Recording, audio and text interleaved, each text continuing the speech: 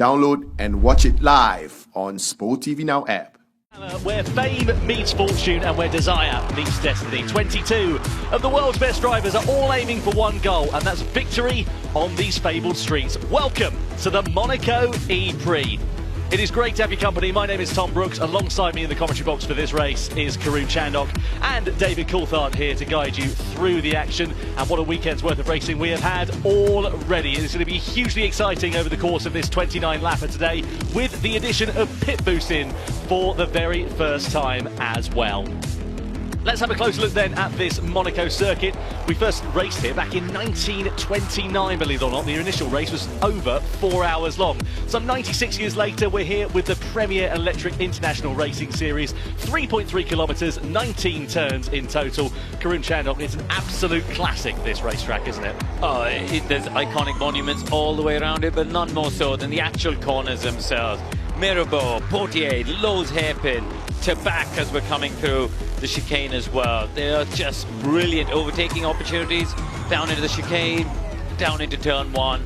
But actually, I think with the attack mode, it's going to be a bit of fun into Mirabeau today as well. Yeah, four-wheel drive for the first time ever in attack mode at Monaco. Saw the drivers going through to back there in towards the final section. Larascas and then Anthony Noakes completes the lap. Pit boost to mention as well in this race. Drivers will have to come to a stop for 34 seconds, take on an extra 10% worth of energy with that, and it will make things very exciting in terms of the E-Prix this afternoon. It is Zane Maloney who lines up at the back of the field with Jake Hughes, his second successive start from 21st on the grid. Next up, fomulaE and Nick Cassidy, his second worst starting position of the 2025 season. Norman Nato, row number 9 for him. He was on pole 2 weeks ago in Miami. Podium man from Miami, Lucas de Grassi, lines up alongside. Then you've got Verne and Da Costa. He's second in the championship at the moment, is the Portuguese driver. Nico Muller and Stoffel Van Dorn next up on the grid. Van Dorn leading Maserati's home charge in that team's home race. Then it's Sam Bird and McLaren on 12th position on the grid, with David Beckman just outside of the top 10 in the Cupra Kiro. Qualifying in fomulaE, the 5 red lights are about to come on as we wait to see who will be the master in Monaco as the lights go out and we go racing. Roland chops over on Dan Tincton as Barnard leads them down towards the first corner. Look at the freaks on the outside in the Mahindra. Side-by-side action there further back. They go 2x2 through Saint-Devots, up the rise of Massenet and into Beau Rivage in Casino Square. It's Barnard who leads from pole position at the front of this race. Track position really important in this race. It's not like some of the other the Formula E tracks we've been to, which are big, wide open tracks. You can overtake here, but track position, getting ahead of the opposition, will still be critical. And Felix Acosta trying to make some ground here from 15th on the grid. That is Nico Muller on his inside. There is Eda Mortara, who is side-by-side with Max Günther in the DS Penske. On the outside there, Dennis getting friendly with Pascal Wehrlein. It's 3 abreast in the middle of the pack there. Someone's going to come off worse for wear, surely, as they go through down into Poitiers. And somehow they all manage to retain their front wings. Wehrlein moving ahead of Dennis in all of that melee. Yeah, surprising actually that they're taking such a risk at this stage of the race. You know, we know this is at the moment. Cassidy has shown how powerful the attack mode can be, because he's now dragged himself up into the top 10. Bearing in mind, you know, he started down in 19th. That attack mode has helped him to really cycle forward. This is the moment I was saying before, Tincton had to cut across the chicane. Yeah, he was side by side there with De Vries. Let's have a look at it. So we're coming through the tunnel. He's on the outside. He's got the momentum. Got on the curb, didn't he? Yeah. And, well, there's nowhere for Tincton to go there, really, is there? No space, has always put me on the curb. Mid-teens of this race, right up to 6th place now, but he'll pay for that later, so it's all going to balance out as Cassidy now is out of attack mode. He's back in two-wheel drive, he's back at 300 kilowatts of power in this one. Yeah, and what will happen when you use attack mode? You also use more energy.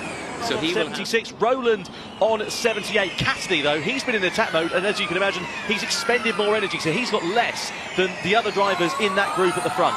But that's okay, it'll balance off when they have to use attack mode. So that just illustrates, doesn't it, that extra 1.5%, you know, that comes from having more performance, as we see fomulaE versus Verne, 2 old hands in this championship battling. To Evans, who's now got the outside line, which will turn into the inside line down into Mirabeau. Tincton's really holding firm on the outside. Is he going to manage to retain that place still against Mitch Evans? And somehow he does. I mean, good steering. Just over 1%. as well, but it's now come back on. So we'll keep an eye out and see how this is Oh, going the to crash. develop. Yeah. Oh, big one. There's the Porsche. That's Da Costa, I think, in the wall.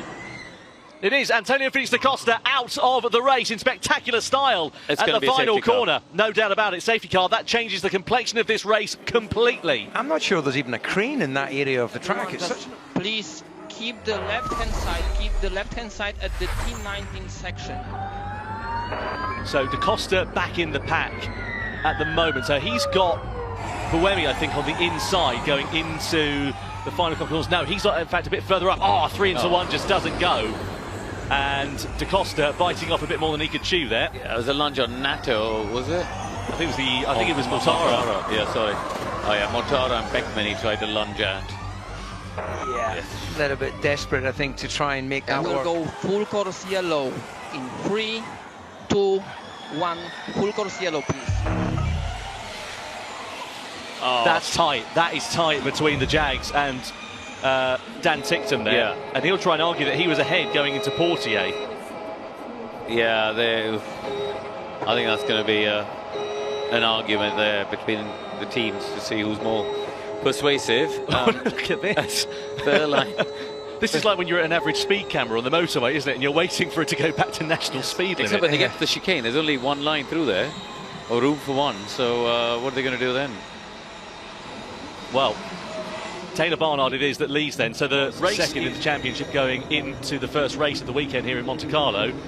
If it carries on as it is, he'll be losing not only that, but possibly another position to Taylor Barnard in the Drivers' Championship. Still plenty of this race left to go. And given the fact that we've been under full course yellow for quite a long period of time, over 4 minutes and 15 seconds is the minimum to add laps on. There's the Hughes front wing I was talking about. Yeah, so that's come off just coming out of the swimming pool, and the Marshal running to its rescue. So he's obviously run into someone else earlier, hasn't he, Hughes? So well, he was starting down the final row of the grid. There's more debris here at the swimming pool as well. Well, we're going to get at least one added lap, aren't we? At a minimum, yeah.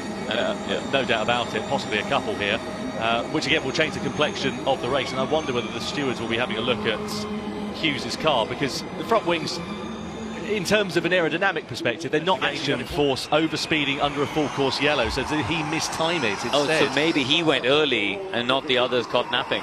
We'll wait and see what happens there, but that's come up on our timing screen here in the commentary box, and I'm sure that the message will be being relayed to him as well. Ticked him on the outside then here of the Jaguar of Nick Cassidy. Trying to go through on the inside to the Fairmont hairpin. Crunch of carbon fibre there as Verline's in the middle of a bit of a sandwich. De Vries gets a clatter on the back in fourth as well. Ticktum's still the sandwich. He's still the meat in the sandwich of the two Jaguars. He took his attack mode. He's in a great position. Had a drive his life up to that sixth position. Was in a really strong place, and unfortunately, that yellow flag which we caused has just really hurt Nick. So it's brutal. It's brutal. Have eyes peeled for the rest of the race. Thanks, James. Thanks. So Oliver Rowland will be into the box at the end of this lap. We just heard that on team radio. A shame for Mitch Evans as well. That technical problem thwarting him. Here's a bit of a stalemate you've got going on between two drivers in attack mode at the moment.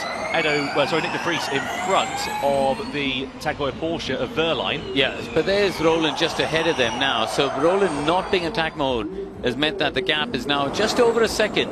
The key is, when these drivers come into pit, where do they feed out? Because the ones we're watching are with Rowland 5 seconds. We need to stay 2.5 seconds ahead of Rowland, and we will concatenate attack. Currently 4.3 with Rowland. 4.3 with Rowland. De Vries looking to the outside of Cassidy into Sander Vogt. Can't get his way through there, but he's got better traction and a lot more power up the hill. This will be easy pickings then for De Vries as he elevates himself up into the podium places. But the problem is Muller surely is going to be vulnerable here at the end of the race. He goes into attack mode then for this final deployment of 4 minutes. He's now going to have a pace advantage over Oliver Rowland, but has he got enough energy left to be able to run the rest of this race flat out, or is he going to have to back off? Rowland knows that. He's just got to keep on the rear wing. Monaco, you might not be able to use all of that attack mode to the end. Look at Barnard there on the outside of Verline. Side by side they go. It's chicane contact and Barnard into the barrier. Taylor Barnard, the pole sitter, looks to be out of this race. I think he's reversing. On. So I don't know if that was on that restart. It might have been somewhere else, because the restart looked okay to me, but it might have been somewhere else. Anyway, 5 seconds, that's going to take him off the podium, isn't it? Because that'll now drop him from where he is now into 7th place. Yeah, it's quite a detriment there for Jake Dennis. What a shame for his race to come undone. And Behind you have the same sock, 3 laps. it's a nice message to have on team radio that you can take it easy on the gearbox and you've got enough of a gap in your pocket to be able to do so. Not often you hear team radio messages like that in fomulaE. So Mahindra ending up with a good Hall of Pointer. They should get second. As well as Nico Muller and the like in front as well. So 2 laps now then to go here in Monte Carlo. And Roland stabilises the gap at the front up to 1.6 seconds. De Vries in second still. Dennis with that 5-second penalty, and Muller again playing the team game perfectly for Andretti, making that car as difficult to pass as he possibly can, and he's increased the gap up to about 4.5 seconds. And well, he'll be trying to do just that for the remainder of this race to keep Dennis in that final spot on the podium.